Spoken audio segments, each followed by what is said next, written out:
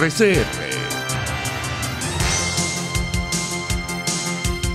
Muy buenos días, bienvenidos a este informe RCR de hoy, 6 de febrero de 2018. Como siempre, estamos trabajando a nombre de Jaime Nestares en la dirección general de la estación, de Wilitza Arcaya en la gerencia de producción, Jackson Vargas en la coordinación de redacción, en la producción del espacio, Leonel Espinosa, Marilia García, Rosa Vázquez y César Umbría. En la dirección técnica, César Arteaga. Les saluda Riris Barreto a nombre de todo el equipo.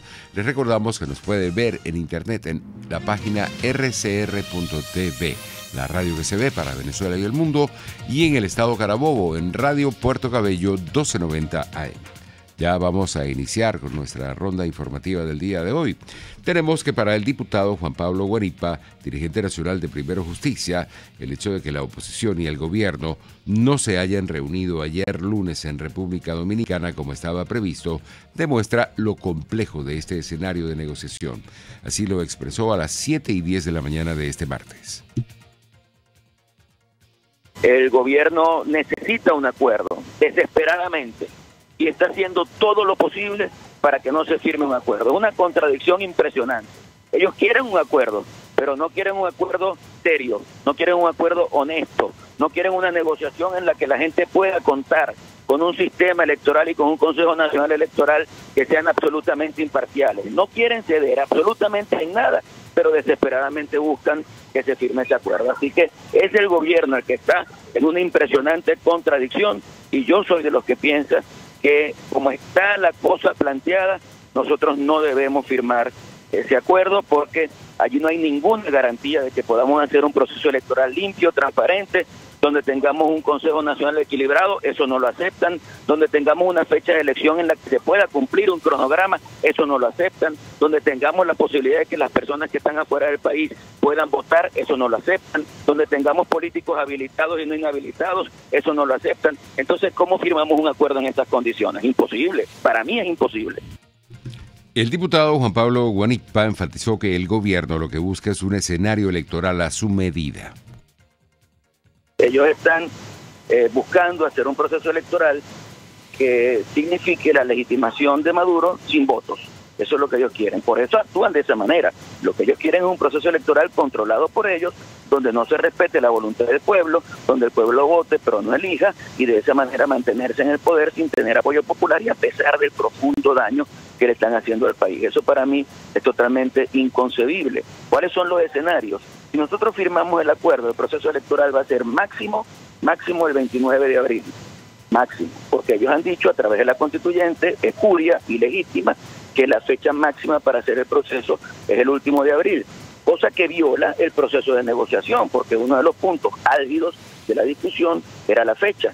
Si ellos se adelantan con la constituyente, evidentemente que están violando la discusión que se está dando en Dominicana. Si decidimos no firmar, entonces lanzan el proceso electoral para mediados de marzo, para finales de marzo. Esa es la única diferencia que percibo yo que hay entre firmar y no firmar. Ahora yo me pregunto, ¿de qué te va a servir lograr firmar y tener un proceso electoral en abril si no puedes, con el cronograma electoral, lograr la transparencia que estás buscando para que la gente pueda elegir, no solo votar? El presidente de Data Análisis, Luis Vicente León, afirmó que la oposición está obligada a alcanzar la unidad para poder tener la posibilidad de éxito ante un eventual escenario electoral en que las condiciones son adversas. No tienes a alguien que esté por encima, digamos, de las pugnas convencionales y que simplemente genere la esperanza en la masa, el sueño de que sí se puede, y que simplemente todo lo demás se tiene que plegar básicamente a esa decisión, porque de lo contrario se quedan por fuera como la guayabera. Y si tú no tienes eso, es muy difícil, porque al final te quedas enredado en las batallas minúsculas, en las batallas, digamos, más caseras, entre actores que tienen visiones reales, pero visiones distintas, o en todo caso intereses personales. Entonces, claro, con eso es muy difícil ir para ningún lado, porque si la mesa de unidad decide firmar el acuerdo y ir a la elección, es muy probable que una parte muy importante de los venezolanos decida no votar, decida abstenerse y además castigar y atacar a los opositores que decidan ir a la elección. Y al revés, si la mesa unida decide retirarse y no ir a la elección, van a haber partidos y van a haber líderes que se rechazan a eso y que van a presentar candidaturas y que van a solicitar votos y que van a fracturar la posición abstencionista. Entonces, cualquiera que sea la decisión que no es unida, simplemente desastrosa, porque ni van a ganar los candidatos que se lancen, ni va a tener una abstención masiva que se convierta en la delegitimación del gobierno, por lo cual estarías sin duda en el peor de todos los escenarios. El presidente de Data Analysis, Luis Vicente León, destacó igualmente que el dilema real de la oposición es saber si es capaz de armar una estrategia para hacer frente a los comicios. Ya sea la estrategia de votar o la estrategia de abstenerse como delegitimación del gobierno, que sea capaz de hacerlo organizadamente, articuladamente, de manera unida, y que además sea capaz de comunicar esa información interna y externamente para que la población la entienda y se la crea, y la comunidad internacional se sienta confortable con lo que es la estrategia que ha seguido esa oposición para enfrentarse al gobierno. Por su parte, Roberto Abdul, presidente de la organización Súmate, afirmó que la manera como está actuando el CNE, acatando las decisiones que en materia de elecciones tome el gobierno, demuestra que en el país no hay independencia de poderes. Es decir, el domingo pasado, hace 2 días escasamente, de los distintos voceros del Partido Socialista Único Venezuela, es decir, que hacen vida tanto en el Ejecutivo Nacional, en el partido y en la mal llamada Asamblea Nacional Constituyente, de alguna manera ordenaban al Consejo Nacional Electoral se reuniera el día de ayer para fijar una fecha, y pues las rectoras del Consejo Nacional Electoral pues acataron, yo creo que de manera clara, evidente para todos, ese mandato. Adicionalmente, pues el hecho que el Consejo tampoco haya fijado la fecha, es decir, después de largas horas de discusión, esperando una decisión de lo que pueda ser un preacuerdo en República Dominicana, evidencia también lo que es la politización de parte del directorio del Consejo Nacional Electoral y sus afectos, digamos, y subordinación a lo que es el Ejecutivo Nacional y lo que es la cúpula del poder en el PSV. Eso es lo primero. A las 7:30 de la mañana de este martes, Roberto Abdul, presidente de la organización Súmate, enfatizó que todo esto que está pasando con el máximo ente comicial del país es la principal señal de que vamos a unas elecciones presidenciales sin las garantías necesarias. De ninguna garantía cuando el ente responsable de desarrollar, de administrar ese proceso electoral, pues actúa apegado a las voluntades de un solo sector. Es decir, ahí el tema ni de la transparencia ni la equidad existe, ¿no? Ya en términos operativos, ir hablando un poco de los tiempos, obviamente pues una elección organizada en un periodo de mes y medio, 2 meses máximo, que es el tope que estarían hablando, pues se está hablando, una de las fechas tentativas es el 22 de abril, fecha que además corresponde al mandato también del PSV, es decir, de poner como fecha tope para la realización de la elección el 30 de abril, pues bueno, es una fecha que no da garantías de ningún tipo en términos de poder desarrollar las campañas, es decir, desarrollar un proceso y desplegar un proceso donde se puedan acometer los auditorías correspondientes, el tema de la selección de los candidatos por las organizaciones políticas. Félix Cejas, director general de la encuestadora Delfos, afirmó que es un poco probable que el presidente de Empresas Polar, Lorenzo Mendoza, acepte ser candidato por la oposición en unos eventuales comicios presidenciales que aún no tienen fecha definitiva. Ya desde hace 1 año y medio empezó a aparecer de manera espontánea el nombre de Lorenzo Mendoza cuando se preguntaba sobre posibles líderes que pudiesen sacar al país de la crisis en la que se encuentra. Ya en el último semestre del año pasado, pues su nombre empezó a subir bastante de manera espontánea también. Lorenzo Mendoza no ha dicho que él quiere ser presidente, por lo menos no lo ha dicho de manera explícita. Con toda seguridad ha estado manejando la idea y ha estado explorándola, ¿no? Y quizás adelantando algunas cosas, pero de manera exploratoria. No lo ha dicho todavía de manera oficial. Es obvio con las pocas cosas que él ha hablado cuando se le ha preguntado sobre el tema, que él no va a competir con ningún líder político, es decir, no va a estar en ningún debate, no va a participar en primarias. Si él llegase a ser candidato, pues tendría que ser por consenso y algo completamente contundente, ¿no? A las 7:40 de la mañana de este martes, Félix Seijas, director general de la encuestadora Delfos, explicó por qué surgió el nombre de Lorenzo Mendoza en el escenario político del país. Sí, lo primero es que el vacío existe. El vacío existe al no haber un liderazgo opositor que genere confianza. Lo segundo es que entonces tenemos a un empresario al frente de la empresa de alimentos más importante del país.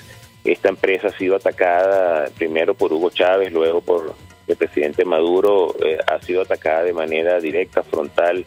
Sin embargo, lo que se percibe es que Lorenzo ha sabido enfrentar esos ataques. Ha habido muchas empresas expropiadas en el país. A Polar no se le ha expropiado. No ha pasado de ataques directos de palabras de algunos almacenes quizás que han sido intervenidos, pero del resto la gente percibe que Lorenzo Mendoza ha logrado enfrentar estos ataques de manera exitosa. Además, estamos hablando de un pueblo que está pasando hambre y Lorenzo Mendoza representa una empresa de comida y además exitosa. 9:11. Estados Unidos afirma que es responsabilidad de todas las naciones presionar al presidente Nicolás Maduro para que Venezuela vuelva a la democracia. La Voz de América nos tiene los detalles de esta información. El encargado de negocios de Estados Unidos en Buenos Aires, Tom Cowney, se refirió este lunes en Argentina a la visita que realizó el secretario de Estado, Rex Tillerson, a esa nación. El funcionario habló con La Voz de América desde Buenos Aires sobre las relaciones entre Estados Unidos y Argentina y el futuro del Mercosur y Venezuela. La posición en términos de Venezuela fue muy importante porque el año pasado Argentina y Brasil y los otros miembros echaron a Venezuela del Mercosur por su tratamiento del pueblo venezolano y por sus violaciones de garantías democráticas. Cowney expresó que Estados Unidos quiere una solución pacífica en Venezuela y felicitó al Grupo de Lima por sus medidas contra el gobierno venezolano. Es la responsabilidad de todas las naciones en este hemisferio a tomar acciones, a montar presión y a presionar a Maduro para que él vuelva a la vía democrática. Preferimos una solución pacífica. Entre otros temas que fueron analizados en las reuniones entre funcionarios argentinos y estadounidenses, se destacaron la seguridad, la lucha contra el narcotráfico y la próxima reunión del G20 en Argentina. Tony Cano, Voz de América, Washington. Entre tanto, en Perú, la ministra de Relaciones Exteriores de esa nación, Cayetana Aijovín, se reunió con el secretario de Estado norteamericano Rex Tillerson, quien está de gira por Latinoamérica, y afirmó que la crisis en Venezuela no es un problema solo de los venezolanos. Radio Francia Internacional nos tiene el reporte.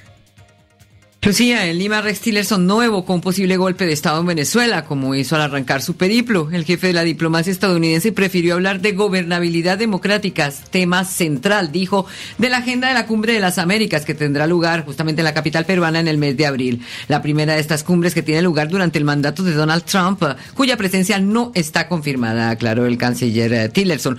Sobre la asistencia del presidente venezolano Nicolás Maduro a dicha cumbre, la ministra de Exteriores peruana Cayetana Aijovín ha dicho que será el Grupo de Lima, 12 países de la región hostiles al gobierno de Caracas, los que deciden. Andrés Rojas, editor del portal web petroguía.com, aseguró que la incapacidad del gobierno en el manejo de la industria petrolera ha sido más perjudicial para el país que una posible decisión de Estados Unidos de paralizar la compra de nuestro crudo. Fíjate que Venezuela, que siempre fue entre los principales suplidores por la propia capacidad de producción, hemos caído al quinto lugar en la última cifra del Departamento de Energía. Estamos exportando un nivel, excluyendo la época del paro, estamos más o menos al nivel que teníamos en 1980. Es decir, Cuando el presidente Chávez llegó aquí al poder en 1999 se exportaban 2 millones de barriles diarios. Ahorita estamos un poco más de 500.000, es decir, prácticamente la cuarta parte. Y eso no es porque los Estados Unidos estén produciendo petróleo de pitas, ni es porque nos han puesto las trabas, es por la misma incapacidad de Venezuela. Es decir, yo creo que al presidente Trump no le va a hacer falta llegar a ese extremo, porque la misma incapacidad del gobierno lo va a obligar, o lo está llevando a eso, no es que lo va a obligar, lo está llevando a eso. A las 8:30 de la mañana de este martes, Andrés Rojas, editor del portal web petroguía.com, destacó el abandono en que están las refinerías del país. Problema muy serio en los suministros, es decir, eso que yo te estoy mencionando con los envíos a Estados Unidos también está ocurriendo en el mercado interno. Y en el caso por ejemplo, la gasolina se ve tanto favorecida porque tienes un parque automotor que ha crecido enormemente, no lo ha sustituido, tiene una cantidad que se ha paralizado, entonces por eso el consumo de la gasolina se ha reducido. Entonces, claro, hay menos demanda de refinería, pero si hubiese un ligero repunte de la economía que no se ve en el muy corto plazo, realmente las demandas de combustible suelen tener serios problemas. 9:16. Vamos a revisar la prensa regional a esta hora. El Sol de Margarita titula: La escasez de alimentos amenaza la temporada de carnaval. El gobernador Alfredo Díaz está preocupado por los bajos niveles de inventario en las cadenas de supermercados de la isla a pocos días de iniciarse el asueto carnestolendo y le pidió al gobierno nacional atender esta situación, pero eso no solamente está ocurriendo allí. La cosecha de plátano, cambur y maíz está a punto en el huerto de Ñita. Estos son los huertos que ha creado el gobierno. Y vamos a seguir revisando. Ahora nos vamos de Oriente a los Andes. El diario La Nación de San Cristóbal. PDVSA no entregó lubricantes a las alcaldías de la oposición. El alcalde de San Cristóbal, Gustavo Delgado, denunció lo que consideró la actitud mezquina del gobierno nacional y de Petróleos de Venezuela al autorizar la venta de lubricantes para el transporte público solamente a las 23 alcaldías del oficialismo, quedando por fuera de esta distribución las 6 alcaldías dirigidas por alcaldes de la oposición en el estado Táchira. También declaró que la alcaldía de San Cristóbal no tiene ni código ni autorización para que los transportistas puedan tener sus lubricantes. Revisamos el diario La Verdad de Maracaibo. Colocación de divisas en Nuevo Dicom poco reduce la aceleración de la escasez de bienes. Edison Morales, economista, alerta que el régimen cambiario ideado por el gobierno carece de confianza, de certidumbre, de política planificada para ayudar a levantar los indicadores económicos. Vamos a revisar ahora el diario 2001. Ellos tienen como su principal titular algo que llama la atención, porque ya la oposición ha dicho que no va a firmar según las condiciones que da el gobierno. Sin embargo, dice Maduro con Zapatero, todo está dado para firmar el acuerdo con la oposición. Y esto es el martes, el jefe del gobierno español, José Luis Rodríguez Zapatero, acompañante en el proceso de diálogo, aseguró que todo está dado para firmar un acuerdo entre las partes. Esperaremos qué va a ocurrir. La oposición ha negado todo tipo de firmas en estos momentos. Ahora sí tenemos que ir a publicidad y regresamos.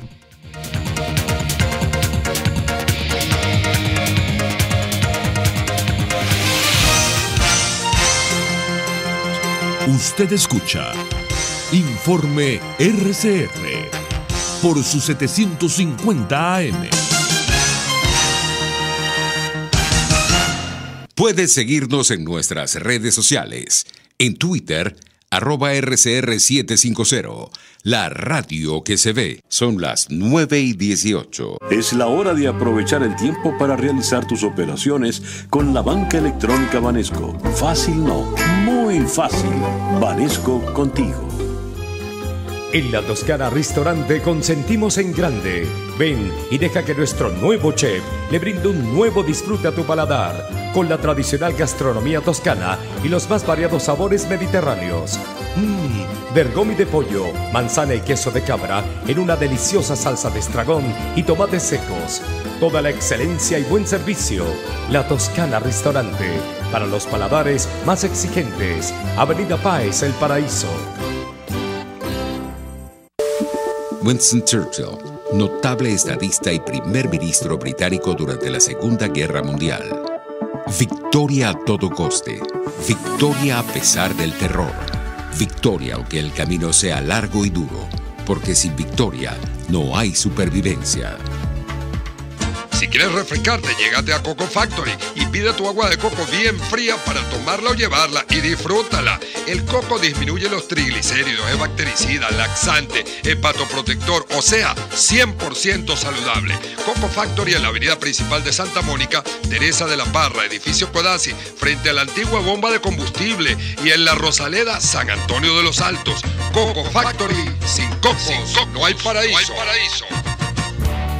Dosis Alternativa es tu espacio para conocer de cerca todos aquellos temas relacionados con la salud, educación, la familia, entre otros. La enfermedad de Parkinson hoy en día se considera una enfermedad que debe ser tratada por un equipo multidisciplinario, no debe ser tratada en forma individual. Dosis Alternativa nos permite tener las respuestas con los especialistas de aquellas interrogantes sobre una amplia gama de preguntas que nos hacemos en nuestra vida cotidiana. Ahora, más allá de los métodos, si utilizamos el analítico o si utilizamos el global, más allá de los métodos, lo que debemos tener es una estrategia que yo llamo el amor por la lectura.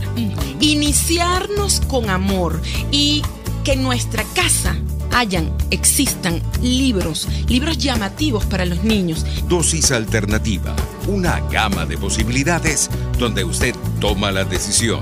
Con Marilia García y Jackson Vargas, de lunes a viernes a las 9:30 de la mañana. Solo por RCR 750 AM y rcr.tv, la radio que se ve.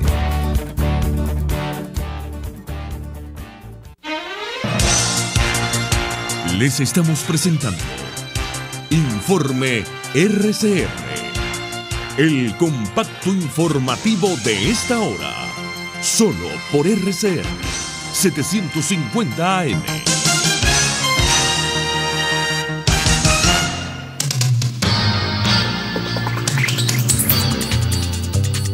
En materia internacional, a las 9:22 tenemos que las principales bolsas europeas abrieron este martes con caídas de más del 3%, siguiendo la estela de Wall Street y de las asiáticas que se derrumbaron después de meses de euforia bursátil. Radio Francia Internacional nos amplía esta información. La Casa Blanca ha tratado de calmar los ánimos, sosteniendo que los fundamentos económicos de la economía norteamericana permanecen fuertes a largo plazo, pero el silencio del presidente ante la debacle del Dow Jones ha sido elocuente al considerar que Trump se atribuyó el indomable ascenso de los mercados financieros aquí durante los últimos meses. El mercado ha sufrido una venta masiva de activos tras dispararse el rendimiento de los bonos como reacción a la mayor subida de los salarios registrada aquí en 9 años, lo que amenaza con un aumento de la inflación y de los tipos de interés. La tecnología también ha contribuido a la fiebre vendedora, como aseguraba James McBride, director del grupo de inversión de McBride Group. Muchos de los algoritmos han ordenado vender y se ha producido una venta masiva y los mercados han caído 1000 puntos en pocos minutos. Así que uno de los villanos de hoy ha sido la gestión computarizada de las carteras. A pesar de esta situación, McBride aconsejaba mantener la inversión bajo el criterio que el Dow Jones todavía acumula una subida superior al 21% en los últimos 12 meses. Un consuelo escaso para los inversores y contribuyentes que han perdido en un solo día los beneficios obtenidos durante todo un año en sus ahorros para la jubilación. Desde Washington, para Radio Francia Internacional, Xavier Vilá. En Estados Unidos, el Comité de Inteligencia de la Cámara de Representantes vota por unanimidad a favor de publicar un memorando demócrata sobre la investigación de Rusia. La Voz de América nos tiene los detalles. Un comité de inteligencia de la Cámara de Representantes de Estados Unidos votó este lunes por unanimidad a favor de publicar una impugnación demócrata a un memorando escrito por los republicanos del panel que acusó al FBI y al Departamento de Justicia de sesgo contra el presidente Donald Trump en la investigación de Rusia, dijo el demócrata de más alto rango del comité, Adam Schiff. El voto fue unánime para revelar este documento. Creo que los miembros republicanos no entendieron que después de un llamado para una transparencia total, trataron de evitar que se conociera la respuesta de la minoría. El representante Adam Schiff dijo a la prensa que el documento ahora iría a la Casa Blanca y que sería muy difícil para la administración Trump bloquear su lanzamiento. Trump tendrá 5 días para decidir si bloquea o no la publicación del documento clasificado. Tony Cano, Voz de América, Washington. También tenemos que el presidente Trump acusó hoy a los demócratas de traición por no haber aplaudido ni sonreído durante su discurso sobre el Estado de la Unión ante el Congreso la semana pasada y vaticinó un buen resultado para los republicanos en las elecciones legislativas de noviembre. Durante una visita a una fábrica en Cincinnati, Trump arremetió contra el partido de oposición por su reacción impasible en el discurso que dio el pasado martes ante el Congreso y denunció que el liderazgo demócrata probablemente instruyó a sus legisladores a no hacer ni siquiera un movimiento facial. Y también tenemos que los bombardeos del régimen sirio dejaron al menos 25 fallecidos este martes en varios sectores de Ghouta Oriental, un enclave rebelde asediado al este de Damasco, según el Observatorio Sirio para los Derechos Humanos. En su último informe agregó que más de 100 personas resultaron heridas en estos ataques aéreos que se produjeron el mismo día en que la ONU exigió un cese inmediato de las hostilidades en Siria durante al menos un mes para poder distribuir ayuda y evacuar a los heridos. Y la justicia británica decidirá este martes si levanta la orden de detención contra Julian Assange, lo que podría allanar el camino para que abandone la embajada de Ecuador después de más de 5 años recluido. Assange buscó refugio en la embajada huyendo de una orden de arresto europea porque Suecia le reclamaba como sospechoso de unos delitos sexuales. La justicia sueca abandonó la investigación, pero la policía británica quiere aún detenerlo por haber vulnerado los términos de su libertad condicional. En una audiencia la semana pasada, el abogado del fundador de Wikileaks, Mark Summers, dijo que la orden de detención perdió su propósito y función. En otras informaciones tenemos que trabajadores y patronal del sector industrial del suroeste de Alemania alcanzaron, tras arduas negociaciones, un acuerdo sobre salarios y jornada laboral que servirá de referencia para millones de trabajadores de la mayor economía de Europa. Los detalles en el siguiente reporte. Así es, la flexibilidad para definir el horario laboral ha sido el meollo de esas negociaciones entre la patronal alemana y la central metalúrgica IGM, el sindicato más potente en Europa. Paralelamente, ese pulso negociador, diversos paros en fábricas han puntuado las 2 semanas de discusiones. Al final, un compromiso que responde parcialmente a las reivindicaciones del sindicato. Los trabajadores del sector, que por razones familiares o personales así lo deseen, podrán trabajar 28 horas por semana en lugar de las 35 actuales y al cabo de un periodo máximo de 2 años recuperar su actividad a tiempo completo.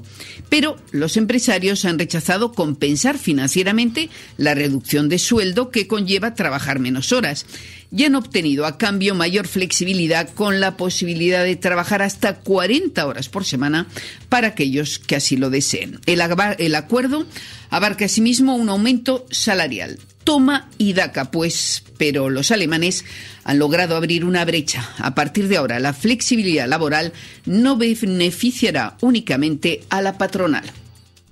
Ya estamos llegando al final, pero tenemos un servicio público para el señor Alejandro Acosta. Se solicita Lupron de 11.25 miligramos. Repito, Lupron de 11.25 miligramos. El número del contacto del señor Acosta es el 0416 4234. Así finalizamos. Los invitamos para que continúen en sintonía. Será hasta mañana.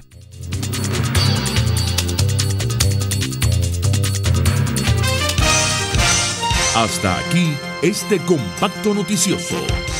Manténgase en nuestra sintonía, porque estaremos informándole de la noticia al momento de producirse. RCR 750 AM.